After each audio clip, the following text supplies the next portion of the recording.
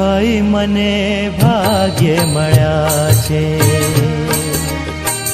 ઈસુ ગુરુ તારણહાર, ભાઈ મને ભાગ્ય મળ્યા છે। ઈસુ ગુરુ તારણહાર, ભાઈ મને ભાગ્ય મળ્યા છે।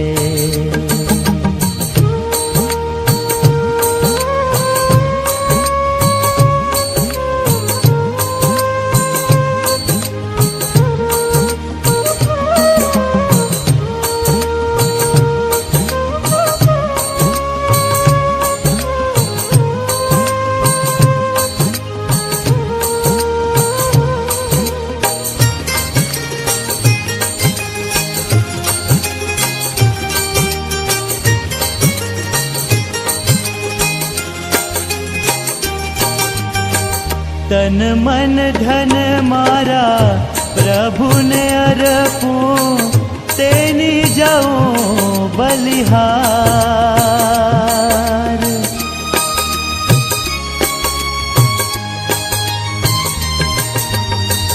तन मन धन मारा प्रभु ने अर्पूं, तेनी जाऊं बलिहार। मुझ पापीનું તારણ કરવા, મુझ પાપીનું તારણ કરવા આવ્યા જગ મોજાર। ભાઈ મને ભાગ્ય મળ્યા છે। ઈસુ ગુરુ તારણહાર, ભાઈ મને ભાગ્ય મળ્યા છે।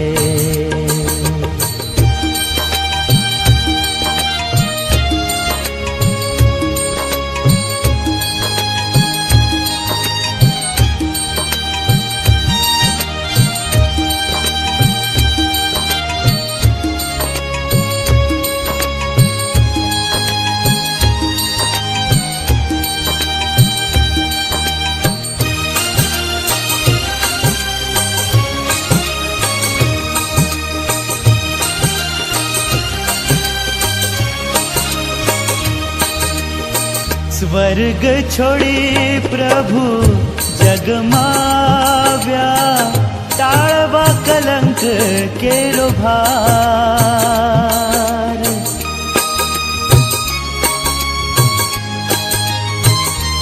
हो स्वर्ग छोड़ी प्रभु जगमाव्या, टाळवा कलंक केरो भार। पापी जगने देखी दयाळे, पापी जगने देखी दयाळे, अनेक कीधा उपकार। भाई મને ભાગ્ય મળ્યા છે। ઈસુ ગુરુ તારણહાર, ભાઈ મને ભાગ્ય મળ્યા છે।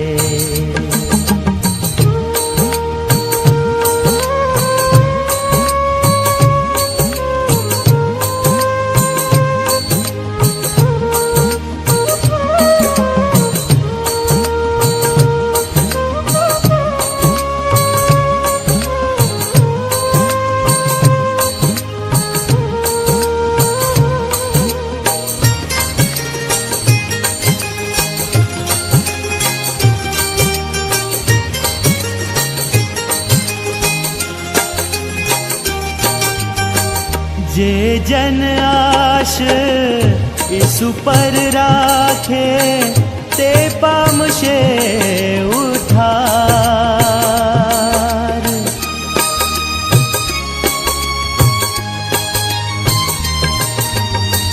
जे जन आश ईसु पर राखे, ते पामशे उद्धार।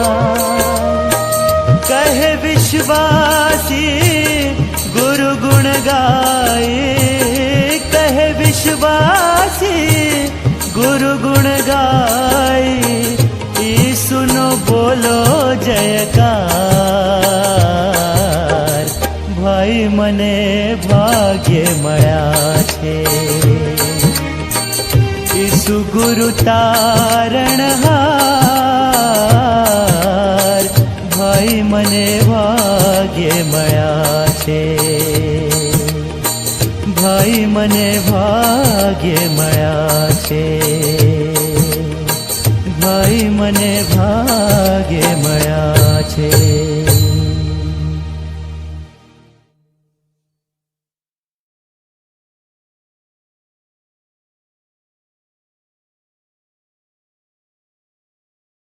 Good evening. પ્રભુ ઈસુ ખ્રિસ્તના પ્રેમી નામમાં આપ સર્વને હું મારા અને મારા કુટુંબ વતી પ્રભુ ઈસુ ખ્રિસ્તમાં પ્રેમી સલામ પાઠવું છું. રાઇટ રેવરન્ડ સિલ્વાન્સ ક્રિશ્ચિયન સાહેબનો આભાર માનવા માંગુ છું. રેવરન્ડ ઉદય ભાદ્રુ સાહેબનો આભાર માનું છું અને રેવરન્ડ આશીષ ગામિત સાહેબનો પણ આભાર માનું છું કે જેમણે મને આ તક પ્રભુનું વચન લાવવાને માટે આપી અને સાથે સાથે ઈશ્વર પિતાનો પુષ્કળ આભાર માનું છું કે આ વચન તૈયાર કરવાને માટે ઈશ્વરે મને પસંદ કર્યો. વલાઓ, આજે બાઇબલ સ્ટડી આજે આપણે જે કરવાના છે તે જૂના કરારની અંદર આપવામાં આવી છે અને જૂના કરારની અંદર જો આપણે જોઈએ તો પહેલા સમુએલનું પુસ્તક તેનો 4થો અધ્યાય, જો તમારી પાસે બાઇબલ હોય તો પહેલો સમુએલ 4થો અધ્યાય 1 થી 4 કલમ અને ત્યારબાદ 19 થી 22 કલમ આપણે વાંચીશું. પહેલો સમુએલ 4 1 થી 4 19 થી 22. ત્યાં આ પ્રમાણે લખ્યું છે, અને શમુએલનું વચન સર્વ ઇસ્રાયેલ પાસે આવતું હતું. હવે ઇઝરાયેલ ફલિસ્તીઓની સાથે યુદ્ધ કરવાને ગયા ને એબેનેઝર પાસે તેઓએ છાવણી નાખી અને ફલિસ્તીઓએ અફેકમાં છાવણી નાખી. ફલિસ્તીઓએ ઇઝરાયેલની સામે વ્યૂહ રચ્યો. લડાઈ જામી ત્યારે ફલિસ્તીઓને હાથે ઇઝરાયેલે હાર ખાધી અને રણક્ષેત્રમાં તેઓએ ઇઝરાયેલીઓના સૈન્યના આશરે 4,000 માણસ માર્યા. અને લોક છાવણીમાં પાછા આવ્યા ત્યારે ઇઝરાયેલના વડીલોએ કહ્યું, આજે યહોવાએ ફલિસ્તીઓને હાથે આપણને કેમ માર ખવડાવ્યો છે? શિલોમાંથી યહોવાના કરારનો કોષ આપણે પોતાની પાસે લાવીએ કે તે આપણી મધ્યે આવીને આપણા શત્રુઓના હાથમાંથી આપણને બચાવે. ત્યારે લોકોએ શિલોમાં માણસ મોકલ્યા ને ત્યાંથી તેઓ સૈન્યનો યહોવા જે કરુબીમની વચ્ચે બિરાજમાન છે તેના કરારનો કોષ લાવ્યા. અને એલીના 2 દીકરા હોફની અને ફિનહાસ દેવના કરારના કોષ સાથે ત્યાં આવ્યા હતા. એ જ પ્રમાણે 19મી કલમ, તેની પુત્રવધુ એટલે ફિનહાસની પત્ની ગર્ભવતી હતી. તે પ્રસૂતિનો વખત નજીક હતો અને દેવના કોષનું હરણ થયું છે ને તેનો સસરો તથા તેનો ધણી મરણ પામ્યા છે. એ ખબર જ્યારે તેણે સાંભળી ત્યારે તે વાંકી વળી ને તેને પ્રસવ થયો, કેમ કે તેની ચૂંક તો આવતી હતી. તેના મરણ વખતે જે સ્ત્રીઓ તેની પાસે ઊભેલી હતી તેઓએ કહ્યું કે બીમાં, કેમ કે તને દીકરો જન્મ્યો છે. પણ તેણે ઉત્તર આપ્યો નહીં ને કંઈ પરવા પણ કરી નહીં. અને તેણે તે છોકરાનું નામ ઇખાબોદ પાડીને કહ્યું કે ઇઝરાયેલમાંથી ગૌરવ જતું રહ્યું છે, કારણ કે દેવનો કોષ લઈ જવામાં આવ્યો હતો ને તેના સસરાનું તથા ધણીનું મોત થયું હતું. અને તેણે કહ્યું, હવે ઇઝરાયેલમાંથી ગૌરવ જતું રહ્યું છે, કેમ કે દેવના કોષનું હરણ થયું છે. એ જ પ્રમાણે 7મો અધ્યાય આપણે કાઢીશું અને તેની 12મી કલમ વાંચીશું. ત્યાં આ પ્રમાણે લખ્યું છે, પહેલો સમુએલ 7 અને 12. ત્યારે શમુએલે એક પથ્થર લઈને મિસ્પા તથા શેનની વચ્ચે તે ઊભો કર્યો ને તેનું નામ એબેનેઝર પાડીને કહ્યું કે અત્યાર સુધી યહોવાએ આપણને સહાય કરી છે. ઈશ્વર તેના વાંચેલા વચનો પર આશીર્વાદ આપો. ભલાઓ, આ જે આખી વાત છે તે ઇઝરાયેલ પુત્રો એટલે કે બે પ્રજા વચ્ચેની છે. ઇઝરાયેલ પુત્રો એક જગ્યાએ છે અને એક બીજા ફલિસ્તીઓ છે. સાથે સાથે આ આખી વાતની અંદર અમુક કેરેક્ટર્સ છે. શમુએલ છે, એલી યાજક છે, એલીના દીકરા ફિનહાસ અને હોફની છે અને ફિનહાસની પત્ની છે. આ બધા કેરેક્ટર્સ આ વાતની અંદર છે. પણ જે વિષય પર હું આજે તમારી આગળ આ વચન લાવવા માંગુ છું તે તો ઇઝરાયલ પ્રજાની જે આત્મિક મુસાફરી હતી, ઇખાબોદથી લઈને એબેનેઝર સુધીની, તે વિશે આપણે કંઈક જોવા માંગીએ છીએ અને તેમાંથી કંઈક શીખવા માંગીએ છીએ.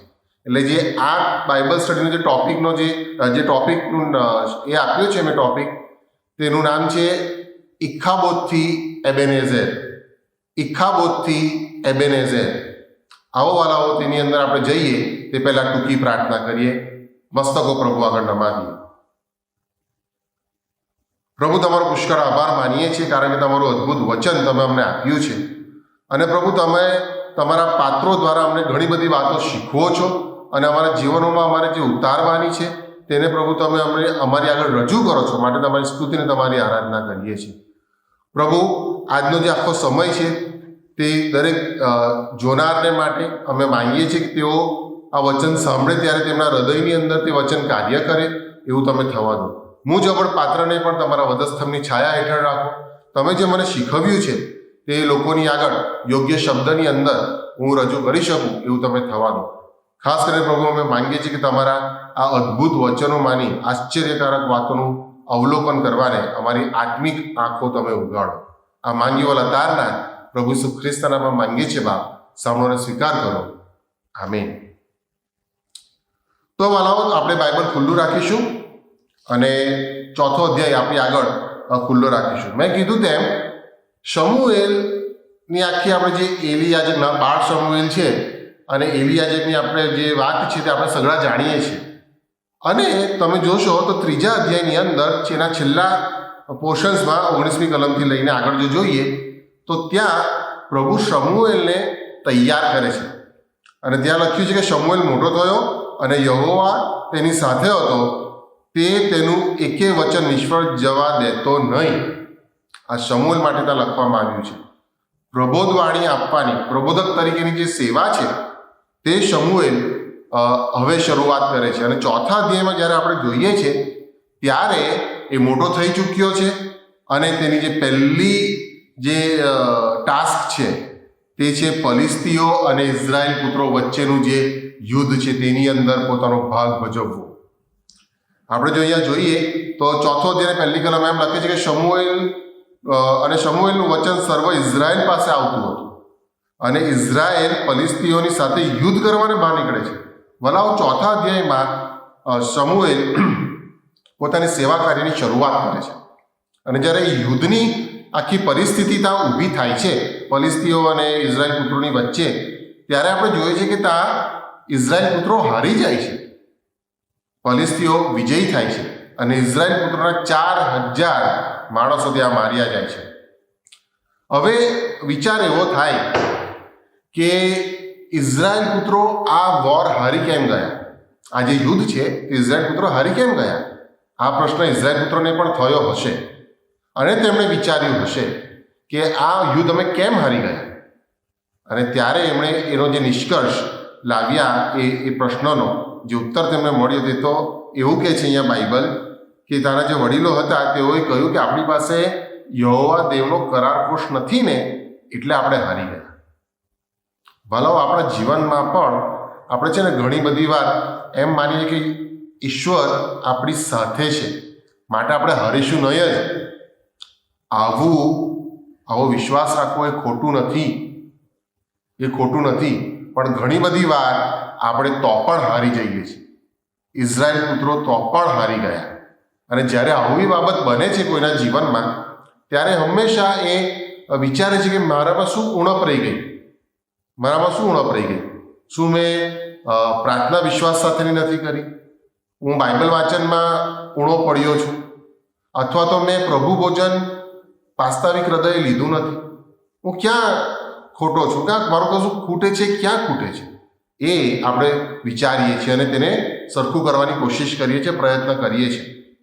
વાલાઓ, આવું જ કંઈક ઇઝરાયલ પુત્રોએ કર્યું અને તેઓએ એ જે કરારકોશ હતો તે શિલોમાં હતો, ત્યાંથી લઈને તેઓ લાવે છે એમાં પોતાની છાવણીની અંદર. જ્યાં યુદ્ધ કરતા હતા તેમની જે છાવણી હતી ત્યાં એ કરારકોશ યહોવા દેવનો ત્યાં લાવે છે. હવે થાય છે શું એ કરારકોશ તો આવી ગયો છાવણીમાં. એ લોકોએ શોધી કાઢ્યું કે અમારી પાસે કરારકોશ નહોતો એટલે અમે હારી ગયા અને છાવણીમાં લઈ આવ્યા. છાવણીમાં તેઓ લઈ આવ્યા પછી પણ ફલિસ્તીઓ સાથે તેમનું યુદ્ધ થયું. અને વાલાઓ, તમે ત્યાં જોશો ચોથો અધ્યાયને આગળ તમે વાંચશો તો ત્યાં કહે છે કે ફલિસ્તીઓએ પોતાને બળવાન કર્યા અને કહ્યું કે આ હિબ્રુઓ પાસે કરારકોશ આવી ગયો છે તો પણ આપણે તેમની સામે લડવા જોઈએ. અને તેઓ ઇઝરાયલ પુત્રો એ ફલિસ્તીઓ સામે લડવા ગયા અને તો પણ તેઓ ફરીથી હારી ગયા. વાલાઓ, આ વખતે જેટલા લોકો મર્યા તેનો આંકડો કે છે 30,000 લોકો મર્યા. પહેલી વાર 4,000 મળ્યા તો બીજી વાર 30,000 મર્યા. અને એ 30,000 મર્યા એટલું જ નહીં, હોફની અને ફિનહાસ એ બંને પણ ત્યાં મૃત્યુ પામે છે. અને તેમના ન્યૂઝ સાંભળીને એમના પિતા એલી યાજક તે પણ બહુ ગરડા થઈ ગયા હતા, માટે તેઓ પડી જાય છે અને તેઓ મૃત્યુ પામે છે. તેમની ગરદન એ ભાંગી જાય છે કારણ કે તેઓ શરીરે ભારી હતા, એવું બાઇબલ અહીંયા જણાવે છે 4 અધ્યાય 18મી કલમ. વાલાઓ, આ બધું થઈ ગયું પણ ત્યાં ફિનહાસની જે પત્ની છે તે ગર્ભવતી હતી અને એક બાળકને જન્મ આપે છે. હવે આ બાળક એવી સિચ્યુએશનમાં જન્મ્યું છે કે જ્યાં વોર સિચ્યુએશન છે અને પોતાની પ્રજા એ હારી રહી છે. હવે હારી તો રહી છે પણ એ જ્યારે બીજી વાર ફલિસ્તીઓએ ઇઝરાયલ પુત્રોને હરાવ્યા ત્યારે તેમણે ઇઝરાયલ પુત્રો પાસેથી એક કરારકોશ લઈ લીધો અને ફલિસ્તીઓ પોતાની સાથે એ કરારકોશ લઈ ગયા. હારી ગયાનું એને દુઃખ નહોતું, ફિનહાસની પત્નીને હારી ગયાનું દુઃખ નહોતું. યહોવા દેવનો કરારકોશ એ ઇઝરાયલમાંથી ચાલી ગયો માટે તે મૃત્યુ પામે છે જન્મ આપીને. અને એ જ્યારે બાળકને જન્મ આપે છે એમ કહે છે કે એને છોકરો થયો. એની જે ઇઝરાયલની બીજી સ્ત્રીઓ હતી તે કહે છે કે તને દીકરો જન્મ્યો છે, તું બીમાર. પણ આ સ્ત્રી કહે છે કે એનું નામ તમે ઇખાબોદ પાડો, કારણ કે યહોવાનું ગૌરવ એ ઇઝરાયલમાંથી જતું રહ્યું છે. અને એનું કારણ એ છે, એટલા માટે જતું રહ્યું છે કે કરારકોશ એ હરણ થયો છે. ફલિસ્તીઓ એ કરારકોશને લઈ ગયા. વાલાઓ, આપણે જ્યારે ઇઝરાયલ પુત્રોની વાત કરીએ અને એમની જગ્યાએ પોતાને મૂકીએ તો આપણે પણ એવું જ કરીએ છીએ. ખૂટતી બાબતો જ્યારે આપણે હારી જઈએ છીએ આત્મિક જીવનની અંદર, ત્યારે આપણા આત્મિક જીવનની એ જે યાત્રા છે તેમાં જે ખૂટતી બાબતો છે તેને રિપેર કરીએ છીએ અને તેમ છતાં આપણે હારી જઈએ છીએ.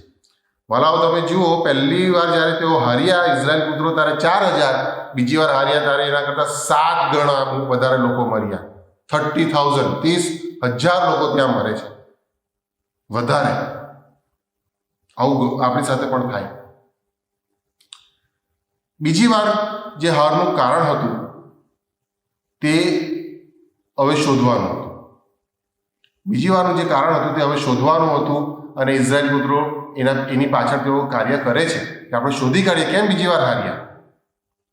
વાલાઓ, હોફની અને ફિનહાસ એ લોકોએ જે પાપ કર્યું હતું તેના લીધે તેઓ બીજી વાર હારી ગયા. એ યુદ્ધમાં હારનો સામનો કરવો પડ્યો. બીજો અધ્યાય જો તમે વાંચો, 1 સમુએલ 2 અધ્યાય, ત્યાં લખ્યું છે આ હોફની અને ફિનહાસ એ ઈશ્વરના મુલાકાત મંડપના દ્વારની આગળ ઇઝરાયલ પુત્રોની જે સ્ત્રીઓ હતી તેઓની સાથે કુકર્મો કરતા હતા. અને આખી ઇઝરાયલ પ્રજા તે જાણતી હતી અને એલી યાજકને તે કહેતી હતી કે તારા છોકરાઓને સમજાવો. એલી યાજક પણ તે સમજાવતો હતા, તેમ છતાં આ બંને જણા માનતા નહોતા.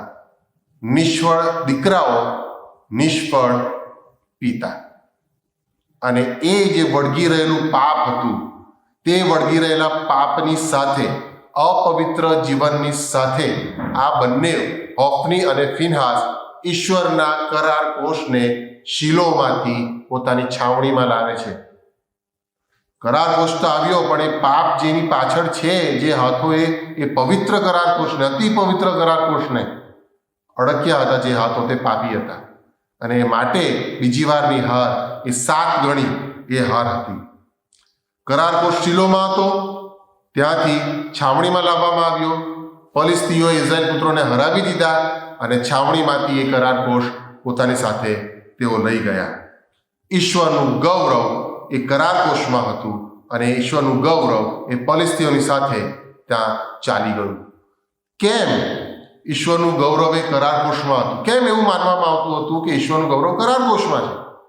કારણ કે મુલાકાત મંડપની અંદર જે અતિ પવિત્ર સ્થાન અથવા તો પરમ પવિત્ર સ્થાન જે છે ત્યાં આ કરાર કોષ રહેતો હતો. અને કરાર કોષની ઉપર બે કરુબીમો રહેતા હતા કે જેમની પાંખો એકબીજાની સાથે આમ અડકતી હતી અને ત્યાં નીચે કહેવાય છે દયાસન હતું. કરાર કોષની ઉપરનો ભાગ અને એ પાંખોની નીચેનો ભાગ એ દયાસન હતું અને એ દયાસન પર ઈશ્વરની દયા થતી હતી અને ઈશ્વરનું ગૌરવ એ ઉતરતું હતું. પ્રાયશ્ચિતના દિવસે, ધ ડે ઓફ અટોનમેન્ટના દિવસે એ ગૌરવ ઉતરતું હતું અને આખી ઇઝરાયલ પ્રજાને ત્યાં માફી મળતી હતી. પ્રમુખ યાજક અંદર આવે, એ રક્તના બલિદાનના રક્તના એ છંટકાવ કરે અને ફરીથી એ બહાર જાય. ભલાઓ, કરાર કોષ એ ઈશ્વરની હાજરી ત્યાં દર્શાવતું હતું. પોતાના લોકો મધ્યે ઈશ્વરની હાજરી તે ત્યાં દર્શાવતું હતું. પણ આ ઈશ્વરની હાજરી હોફની અને ફિનહાસના પાપને લીધે અને ઈશ્વરને આદર નહીં આપવાના પાપને લીધે ઇઝરાયલ પુત્રો વચ્ચેથી એ ચાલી ગઈ. વાલાઓ, વ્યક્તિગત રીતે જો જોઈએ, કૌટુંબિક રીતે જોઈએ, મંડળી તરીકે જોઈએ, ત્યારે શું આપણે આપણા વળગી રહેલા પાપોને લીધે ઈશ્વરની હાજરીનો અનુભવ ગુમાવી દઈએ છીએ? દેવળમાં આવીએ છીએ, આરાધના કરીએ છીએ, સ્તુતિ કરીએ છીએ, બાઇબલ વાંચીએ છીએ, પણ જે વળગી રહેલું પાપ છે તે હાથો વડે આપણે પવિત્ર શાસ્ત્રને અડકીએ છીએ. ભલાઓ, ઈશ્વરની હાજરી કદી આપણી મધ્યે રહેશે નહીં. કરાર કોષની જેમ ઇખાબોધ થઈ જશે. ગૌરવ એ ચાલી જશે. હવે આપણે જો જોઈએ છે તો ફલિસ્તીઓ પાસે એ આવી ગયું છે. ફલિસ્તીઓ પાસે એ કરાર કોષ આવી ગયો છે અને ફલિસ્તીઓએ પોતાના દાગોન દેવના મંદિરની અંદર એ કરાર કોષ મૂક્યો. ત્યાં તમે જુઓ તો જે દિવસે મૂકે છે તેના બીજા દિવસે પરોળીએ એ દાગોન ઊભા મોડે એ કરાર કોષની આગળ પડી ગયેલો તેમને દેખાય છે. એની જે મૂર્તિ હતી તે એ લોકો ફરીથી તેને રિપેર કરીને મૂકી દે છે. ફલિસ્તીઓ ફરીથી બીજા દિવસે જ્યારે પરોળીએ તેઓ આવે છે ત્યારે એ દાગોન એના હાથ છૂટા થઈ જાય છે, એનું ગળું કપાઈ ગયેલું હોય છે અને એ મંદિરના ઉંબરે પડેલો દેખાય છે. અને આને લીધે ફલિસ્તીઓ બહુ ગભરાય છે અને એવું ડિસાઈડ કરે છે, એવું નક્કી કરે છે કે આપણે આ કરાર કોષ ઇઝરાયલ પુત્રોને આપી દેવો જોઈએ. એક એવી પ્રજા જે આપણા યહોવા દેવને ઓળખતી નથી, તે પ્રજા એ કરાર કોષને દેવને ઓળખનારા વ્યક્તિઓ, પ્રજા પાસે એ આપવા તૈયાર થઈ જાય છે. આવું કેમ બનાવો? આ એટલા માટે કારણ કે આ એ સૂચન છે કે આપણે ઈશ્વરને છોડી દઈએ પણ ઈશ્વર આપણને છોડતા નથી. ઈશ્વર કદી આપણને તજી દેતા નથી. ફરીથી આ ફલિસ્તીઓ એ કરાર કોષ એ ઇઝરાયલ પુત્રોને આપે છે અને ઇઝરાયલ પુત્રોને કહે છે કે તમે આવીને લઈ જાઓ. હવે નોંધપાત્ર બાબત એ છે કે ફલિસ્તીઓ પાસે આ 7 મહિના સુધી આ કરાર કોષ રહ્યો હતો. 7 મહિના પછી એ કરાર કોષ ઇઝરાયલ પુત્રો પાસે જાય છે અને ત્યાં લખ્યું છે કે 20 વર્ષ સુધી ત્યાં રહ્યો અને 20 વર્ષના અંતે આ ઇઝરાયલ પુત્રોના મન ઈશ્વર યહોવા દેવ પ્રતિ ફર્યા. બીજી કલમ 7મો અધ્યાયની બીજી કલમ જો આપણે જોઈએ તો ત્યાં લખ્યું છે, એમ થયું કે જે દિવસથી કોષ કિર્યાત યારીમમાં રહ્યો ત્યારથી લાંબો કાળ વીતી ગયો, એટલે 20 વર્ષ થઈ ગયા અને ઇઝરાયલના આખા ઘરનું વલણ યહોવા પ્રતિ થયું. વાલાઓ, 20 વર્ષ લાગ્યા ઇઝરાયલ પુત્રોને યહોવા દેવ તરફ વળતા.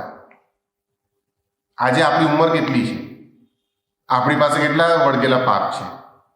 આપણને કેટલો સમય લાગશે ઈશ્વર પ્રતિ ફરવાને માટે? એ વિચારવાનું છે. કરાર કોષ આપણી પાસે આવી ગયો હોય તો આપણને 20 વર્ષ લાગવા જોઈએ? એ આજે પ્રશ્ન છે. આ 20 વર્ષ દરમિયાન શમુએલે વારંવાર તેમને ચેતવ્યા જ કર્યા અને એક સમય એવો આવ્યો કે 20 વર્ષ પછી એ ચેતવણી તેઓએ સાંભળી અને દેવ તરફ ફર્યા. આપણને પણ ઘણી બધી ચેતવણીઓ મળે છે, ઘણા બધા લોકો દ્વારા, ઘણા બધા બનાવો દ્વારા, અનુભવો દ્વારા એ ચેતવણીઓ આપણને મળે છે. આપણે ક્યારે ઈશ્વર પ્રતિ ફરીશું?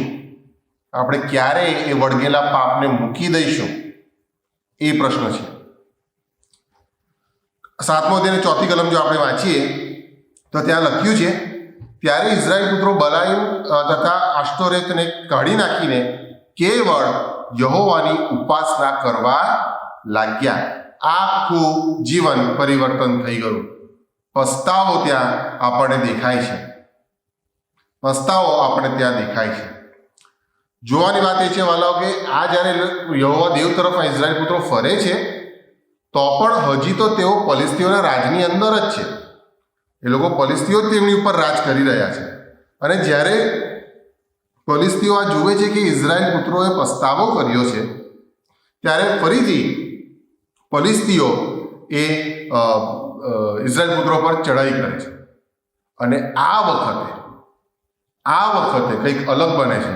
ત્રીજી વાર કંઈક અલગ બને છે અને ઇઝરાયલ પુત્રો ત્યાં જીતી જાય છે. ઇઝરાયલ પુત્રો એ યુદ્ધ એ ત્યાં જીતી જાય છે.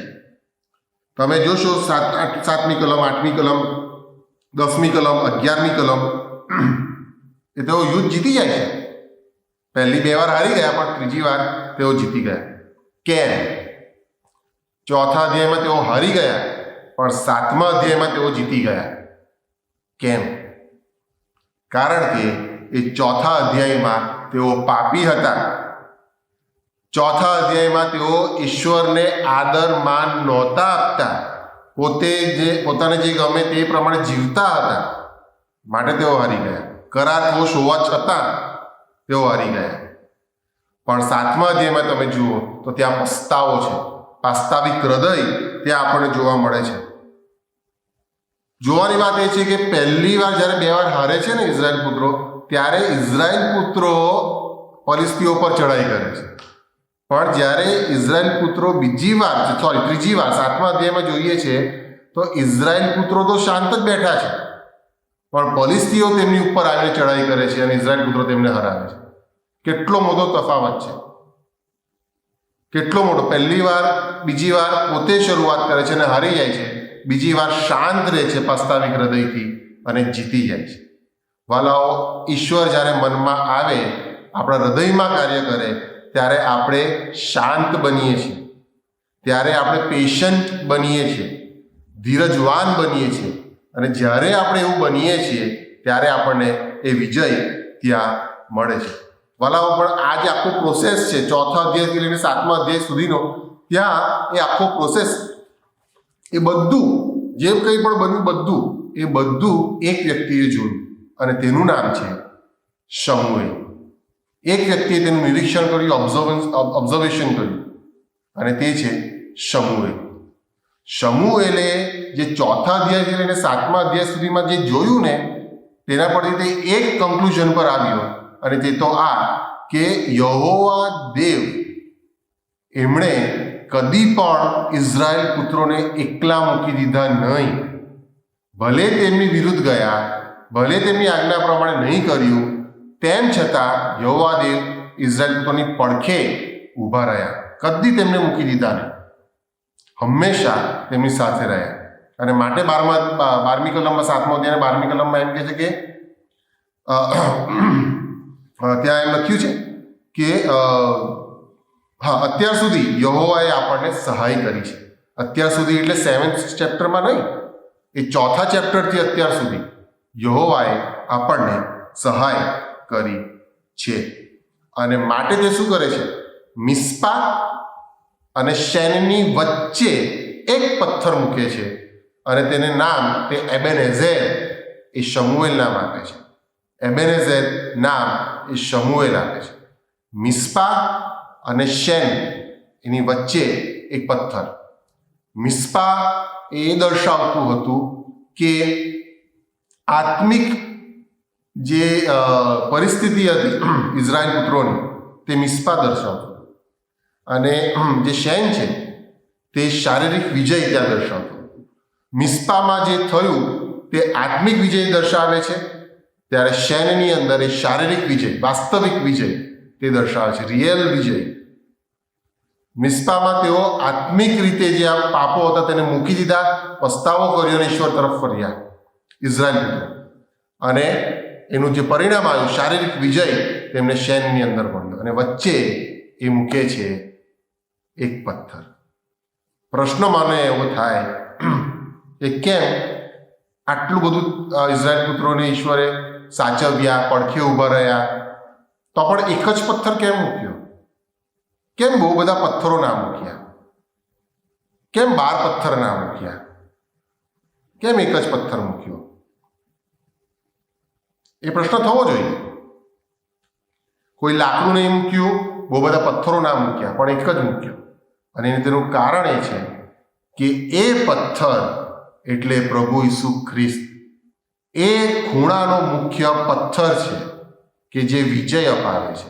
એક જ પથ્થરની જરૂર વિજય મેળવવા, અને તે છે પ્રભુ ઈસુ ખ્રિસ્ત. એ પથ્થર છે. કરાર કોષની જો વાત કરીએ તો કરાર કોષની અંદર 2 વસ્તુઓ હતી. એક તો 10 આજ્ઞાઓની શિલાપાટીઓ હતી, અને બીજી વસ્તુ જે હતી તે છે હારૂનની પેલી ફૂટેલી લાકડી. એ શિલાપાટીઓની અંદર જે આજ્ઞાઓ હતી તે શું છે? એ વચન છે, એ શબ્દ છે. અને જે બ્રાન્ચ એ છે આપણે હારૂનની જે લાકડી પર જે કડી ફૂટી નીકળેલી તે જે દ્રાક્ષાવેલો, પહેલો દ્રાક્ષાવેલો, શબ્દ અને દ્રાક્ષાવેલો એટલે કોણ? પ્રભુ ઈસુ ખ્રિસ્ત પોતે. The branch of the wine. The branch of the wine, મુખ્ય જે ડાળી છે, મુખ્ય જે દ્રાક્ષાવેલો છે તે પ્રભુ ઈસુ ખ્રિસ્ત છે. મુખ્ય જે શબ્દ છે તે પ્રભુ ઈસુ ખ્રિસ્ત છે. અને એ કરાર કોષની અંદર હતું, અને માટે ત્યાં ગૌરવ ઉતરતું હતું યહોવા દેવનું. કારણ કે યહોવા દેવનું ગૌરવ એ પ્રભુ ઈસુ ખ્રિસ્ત છે. રૂપાંતરના પાઠને તમે જોઈ લો, એસેન્શનને જોઈ લો, ગગનગમનને જોઈ લો. એ ગૌરવ એ પ્રભુ ઈસુ ખ્રિસ્તની આજુબાજુ દેખાય છે. યહોવા દેવનું ગૌરવ પ્રભુ ઈસુ ખ્રિસ્ત છે, અને માટે તે કહે છે કે આ મારો વહાલો દીકરો છે, તેના પર હું પ્રસન્ન છું, તમે તેનું માનો. ગૌરવ પ્રભુ ઈસુ ખ્રિસ્ત છે. આપણો ઉદ્ધાર, આપણું તારણ એ પ્રભુ ઈસુ ખ્રિસ્ત છે. વલાઓ, જે એબેનેઝરનો જે અર્થ થાય છે, એ નામનો જે અર્થ થાય છે તે તો છે the stone of help. The stone of help, સહાયનો એ પથ્થર. ચોક્કસ સહાય માટે ચોક્કસ પથ્થર, ચોક્કસ કાર્ય માટે ચોક્કસ વ્યક્તિ. એટલે કે તારણ, જે ચોક્કસ કાર્ય છે તેને માટે ચોક્કસ વ્યક્તિ, એટલે કે એ ખૂણાનો મુખ્ય પથ્થર પ્રભુ ઈસુ ખ્રિસ્ત. આ જે આખી વાત આપણે જોઈએ છીએ તેની અંદર જગતનું તારણનો મર્મ સમાયેલો છે. એ ગૌરવ ક્યારે આવે? જ્યારે પ્રભુ ઈસુ ખ્રિસ્ત આપણી મધ્યે આવશે, ત્યારે એ ગૌરવ આપણી મધ્યે રહેશે. બરાબર. આપણા જીવનની અંદર ઘણી બધી બાબતો એવી બને છે, ઘણી બધી પરિસ્થિતિઓ એવી આવે છે કે જ્યાં આપણને લાગે કે ઈખાબોધ છે, ઈશ્વરનું ગૌરવ, યહોવા દેવનું ગૌરવ આપણી મધ્યથી ચાલી ગયું છે. પણ આપણે એ કદી ના ભૂલીએ કે એ સમયોની અંદર પણ યહોવા દેવ આપણી સાથે ટકી રહ્યા છે, આપણને પડખે ઊભા રહ્યા છે, આપણને તેઓ કદી મૂકી દેતા નથી. પણ એ ક્યારે થાય? જ્યારે આપણે પસ્તાવો કરીએ અને ઉપવાસ કરીએ. જુઓ વાલાઓ, તમે 7મો અધ્યાય જોશો અને 6ઠ્ઠી કલમ જો તમે વાંચશો તો ત્યાં એ પ્રમાણે લખ્યું છે, અને તેઓ મિસ્પામાં એકઠા થયા, અને તેઓએ પાણી કાઢીને યહોવાની આગળ રેડ્યું, ને તે દિવસે ઉપવાસ કર્યો, ને ત્યાં કહ્યું કે અમે યહોવાની વિરુદ્ધ પાપ કર્યું છે. પસ્તાવો કર્યો અને ઉપવાસ કર્યો. આ લેન્ટના સમય આવશે હવે 14મી ફેબ્રુઆરીથી, ત્યારે આપણે 40 દિવસના ઉપવાસો કરવાના છે. ત્યારે આપણે યાદ રાખીએ કે એ વાસ્તવિક હૃદય આપણી અંદર હોવું જરૂરી છે. વાસ્તવિક હૃદય આપણી અંદર હોવું જરૂરી છે, અને તો જ એ વળગેલા પાપ આપણી અંદરથી દૂર થશે, અને તો જ એ ઇખાબોદ એબેનેઝરમાં ફેરવાશે. આપણે જોઈએ તો એલિયાજક જે છે, આ જે કેરેક્ટર્સ આપણે મેં કીધા, તે એલિયાજક જે છે તેના 2 દીકરા અને ત્રીજો દીકરો એ શમૂએલ. હોફની અને ફિનહાસ એ 2 દીકરા, ત્રીજો એ શમૂએલ, કેમ કે એ નાનપણથી એલિયાજકની આગળ મોટો થયો. હોફની અને ફિનહાસ જે આ 2 દીકરાઓ છે તેના દ્વારા ઇખાબોદ થયું, પણ શમૂએલ દ્વારા એબેનેઝર થયું. ઇખાબોદ પાપી દીકરાઓ દ્વારા યહોવા દેવનું ગૌરવ જતું રહ્યું, ત્યારે શમૂએલ દ્વારા તે હાજરી પુનઃ સ્થાપિત થઈ. વાલાઓ, આ એક બહુ મોટો મર્મ અહીંયા છે. આપણે નાનપણમાં બાળ શમૂએલની વાર્તા જાણીએ છીએ કે યહોવા દેવ શમૂએલને હાક મારે છે, અને એ 3 વાર એલિયાજક પાસે જાય છે અને કહે છે કે આવું તમે મને હાક મારી. તો એલિયાજક ત્રીજી વાર કહે છે કે હવે તને જ્યારે હાક મારે ને ત્યારે તું કહેજે કે યહોવા બોલ, કેમ કે તારો સેવક સાંભળે છે. અને ચોથી વાર જ્યારે યહોવા દેવ એને બોલાવે છે, હાક મારે છે, ત્યારે શમૂએલ કહે છે હે યહોવા બોલ, કેમ કે તારો સેવક સાંભળે છે. મને પ્રશ્ન એ થાય કે એલિયાજકે પહેલી જ વાર કેમ ના કીધું કે હવે તને હાક મારવામાં આવે ત્યારે એમ કહે છે કે હે યહોવા બોલ, કેમ કે તારો સેવક સાંભળે છે? કેમ બીજી વાર પણ એવું ના કીધું? કેમ ત્રીજી વાર જ કીધું અને ચોથી વાર શમૂએલ જઈને ત્યાં કહે છે? કેમ આવું થયું? વાલાઓ, શમૂએલ જે અદ્રશ્ય છે ને તેને જોતો હતો. શમૂએલ જે અનહર્ડ છે, જે સંભળાતું નથી, તેને સાંભળતો હતો. જે અનસીન છે તેને જોતો હતો, જે અનહર્ડ છે, જે સંભળાતું નથી, તેને તે સાંભળતો હતો. પોતાની એજ કરતાં ઘણો તે આગળ હતો. ઈશ્વર પિતા શમૂએલને આ 4 વાર જ્યારે હાક મારે છે ત્યારે તેને તૈયાર કરે છે 4થા અધ્યાયથી લઈને 7મા અધ્યાય સુધી. એ બધી જ વસ્તુ શમૂએલે જોઈ જે ઇઝરાયલ પુત્રોએ જોઈ, પણ શમૂએલનો દ્રષ્ટિકોણ એ ઈશ્વર તરફ હતો. શમૂએલનો વિશ્વાસ એ ઈશ્વર તરફ હતો, ઈશ્વરમાં હતો. કેમ? કારણ કે શમૂએલને નાનપણથી ટ્રેનિંગ મળેલી હતી. એણે જે 7મા અધ્યાયમાં થવાનું હતું ને તે 4થા અધ્યાયમાં જોયું હતું શમૂએલે, અને તેને લીધે એ ચેતવણી આપ્યા કરે કે તમે ફરો, તમે ઈશ્વર 20 વર્ષ સુધી આપણી પાસે કરાર કોષ છે, તમે ઈશ્વર તરફ ફરો. અને જ્યારે ઇઝરાયલ પુત્રો ફરે છે ત્યારે તેઓ વિજય મેળવે છે. વાલાઓ, શું આપણે શમૂએલ જેવો વિશ્વાસ ધરાવીએ છીએ? શમૂએલ જેવો આપણે કહી શકીએ છીએ કે અત્યાર સુધી યહોવાએ આપણને સહાય કરી છે, એવું આપણે કહી શકીએ છીએ? એ આપણે કહેવું જોઈએ. ઇખાબોદ બધાના જીવનોમાં આવે, વ્યક્તિગત જીવનમાં આવે, કૌટુંબિક જીવનમાં આવે, મંડળીના જીવનોમાં આવે, પણ ત્યાં આપણે એબેનેઝર સ્થાપવાની જરૂર છે. ભજન સંગ્રહની અંદર તમે જુઓ, ગીતશાસ્ત્ર 198 છે, એ રોબર્ટ રોબિન્સન સાહેબે લખ્યું છે, અને એ 1757માં 1757ની અંદર એ લખવામાં આવ્યું. ત્યાં લખ્યું છે કે અહીં સ્થાપું હું એબેનેઝર, તું સહાયથી અહીં આવ્યો છું. અહીં સ્થાપું હું જ એબેનેઝર, તું જ સહાયથી અહીં આવ્યો છું. આ રોબર્ટ રોબિન્સન સાહેબ 22 વર્ષની ઉંમરે આ ગીત લખે છે. 22 વર્ષનો જુવાન આ ગીત લખે છે. ક્યાંથી આવ્યા મેચ્યોરિટી? એ એમ લખે છે કે prone to wander, Lord I feel it, prone to leave the Lord I love. જે ઈશ્વરને હું પ્રેમ કરું છું તેનાથી દૂર જવાને માટે હું ખેંચાઉં છું. જે ઈશ્વરને હું પ્રેમ કરું છું તેનાથી દૂર જવાને માટે હું ખેંચાઉં છું. મને એવું થવા ના દે. પ્રભુ, હું છું ભટકી જનાર, વળી ત્યાગનાર તારી પ્રીત. એ શબ્દો ત્યાં લખે છે. આ મેચ્યોરિટી ક્યાંથી આવે? વાલાઓ, ઈશ્વર આપણા જ્યારે અંતરચક્ષુઓ ખોલે છે ત્યારે આ મેચ્યોરિટી આવે. યાદ રાખીએ વાલાઓ, ગમે તેટલા ઇખાબોદ આવે, ગમે તેટલી ચઢાઈઓ આપણા પર કરવામાં આવે, અને જે રીતે આપણે અત્યારના સમયમાં જીવી રહ્યા છે, બહુ જ કઠણ સમય છે. આપણે જાણીએ છીએ કે કેટલા પ્રહારો આપણી ઉપર થાય છે, કારણ કે આપણે ઈશ્વરને ફોલો કરીએ છીએ, પ્રભુ ઈસુ ખ્રિસ્તના અનુયાયીઓ છે. યાદ રાખીએ, ભવિષ્યમાં પણ જ્યારે આવા પ્રહારો થાય ત્યારે એબેનેઝર સ્થાપીએ. દેવ આપણી મધ્યે છે એ આપણે સ્થાપીએ અને વળગી રહેલા પાપોને દૂર કરીએ. કારણ કે જ્યારે આપણે એવું કરીશું ને, ત્યારે ઈશ્વર આપણા દ્વારા લોકોની અંદર કામ કરશે.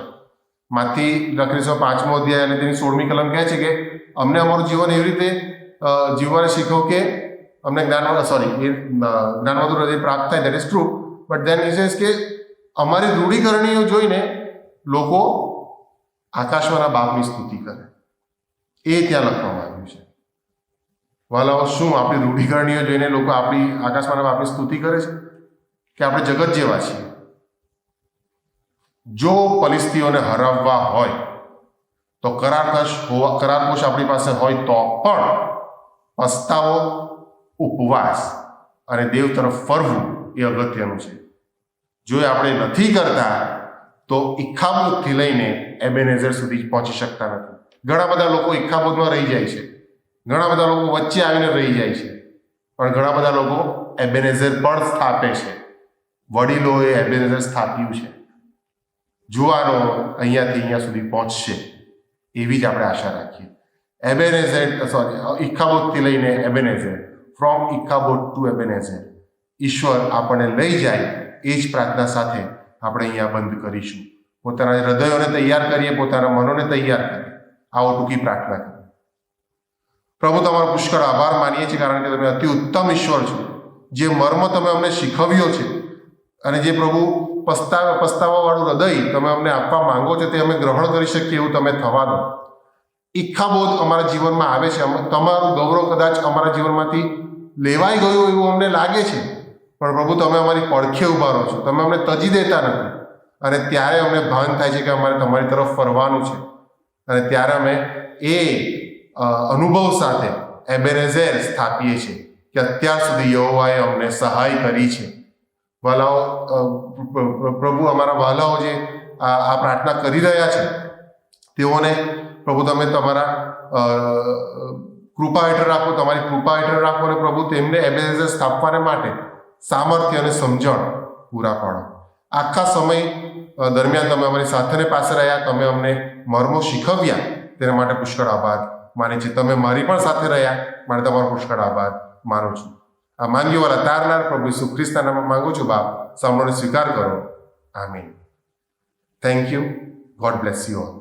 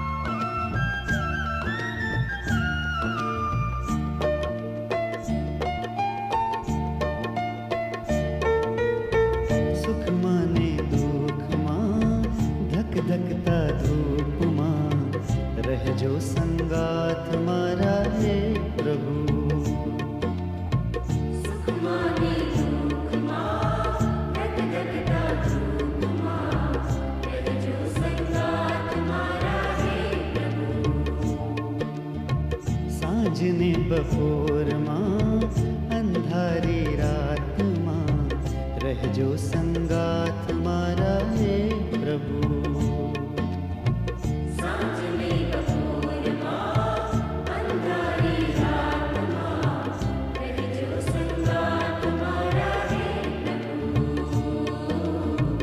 રહેજો સંગાથ મારા હે પ્રભુ.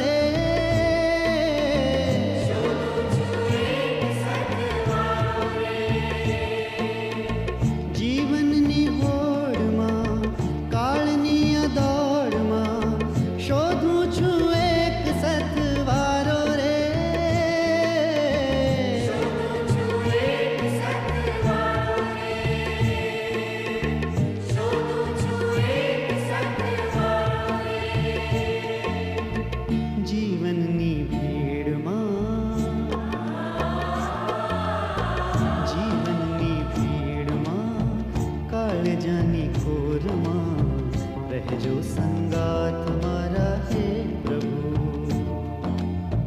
જીવનની ભીડમાં કાળજાના જોરમાં રહેજો સંગાત મારા હે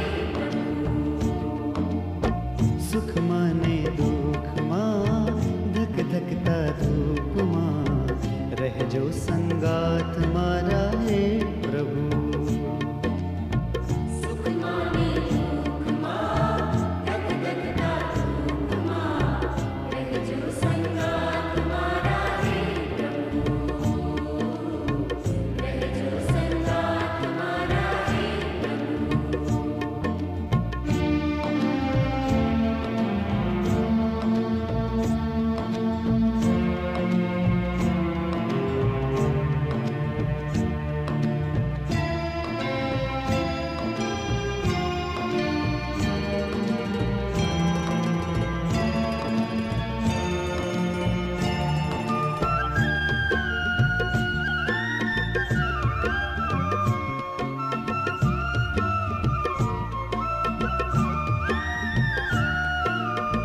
ક્યારેક ઊભો રહું તપ તપતી રેતમાં, ક્યારેક સાગરની ભરતી ઓટમાં.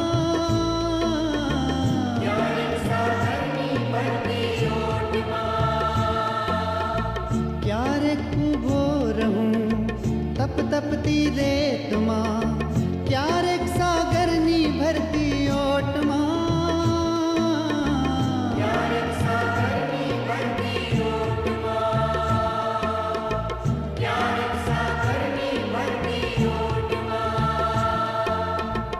ઊની ઊની રેતમાં,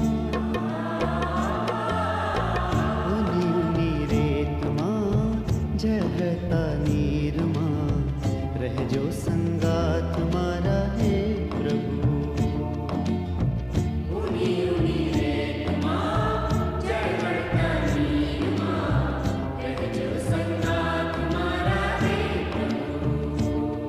ઓ સુખમાં ને દુઃખમાં ધક ધકતા ધૂપમાં રહેજો સંગાત મારા હે પ્રભુ. સુખમાં ને દુઃખમાં ધક ધકતા ધૂપમાં રહેજો સંગાત મારા હે રહેજો સંગાત મારા હે પ્રભુ. રહેજો સંગાત મારા હે પ્રભુ. રહેજો સંગાત મારા હે પ્રભુ. રહેજો સંગાત મારા હે પ્રભુ. રહેજો સંગાત મારા હે પ્રભુ. રહેજો સંગાત મારા હે પ્રભુ.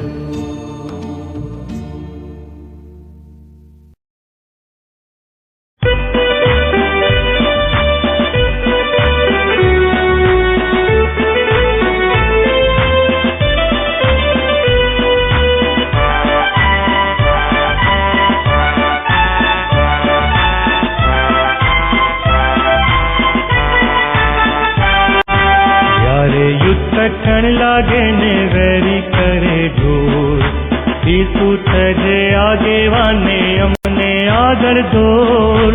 જોખમ વાળી જગાઓમાં તને ઢાલીશું, ચિંતા તજી તારી પાછળ ચાલીશું.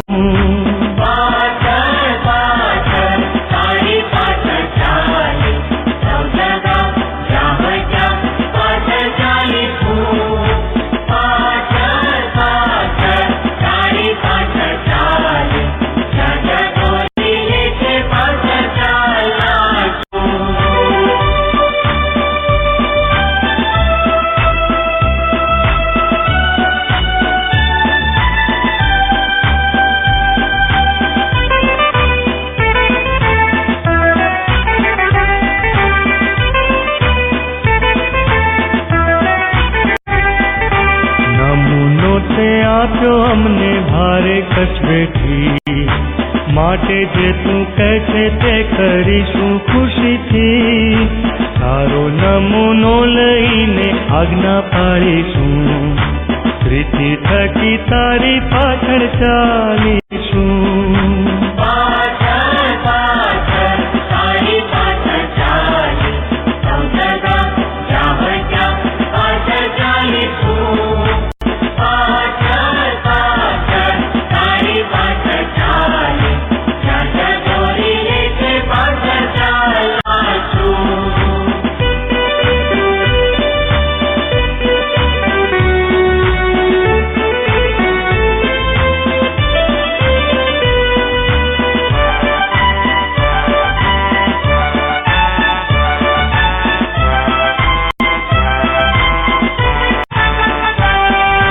કેવળ મોની પ્રીતિ અમે કરવાના નથી, કામ મારું જોઈ બીજા પુરુષે શાહેદી. દેવનું કામ કરવામાં પૂરું મન પણ રાખીશું, દુઃખ વેઠીને તારી પાછળ ચાલી